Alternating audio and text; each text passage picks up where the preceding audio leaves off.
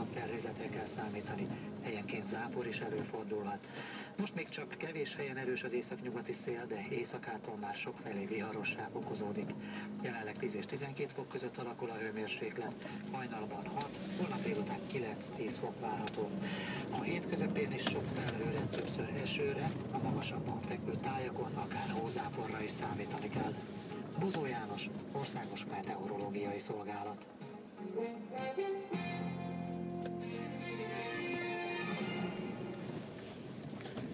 17 óra után 2 perccel híreink részletesen. Szerbia közeledése Európához az egész térség elemi érdeke, mondta a köztársasági elnök, miután a Sárga-Oroszágon, Szerbiában és az egész Balkánon őshonos nemzetiségek megmaradnak eredeti lakóhelyükön. Az államfő közölte, üdvözli, hogy Szerbiában elfogadták a nemzeti trollibusz hálózat egységes fejlesztési koncepciójának elkészítésére.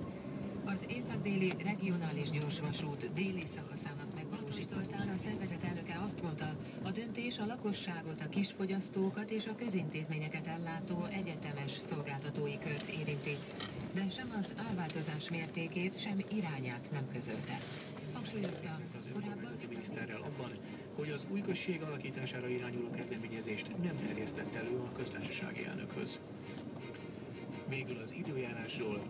Holnap eleinte átmenetileg felszakadozik, csökken, majd ismét erősen megnövekszik a felhőzet.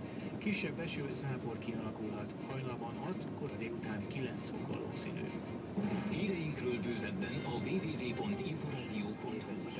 6 milliárd euróra teszik a teljes CO2 piacnak a kereskedet mennyiségét. Kik vásárolnak leginkább? De tudjuk, hogy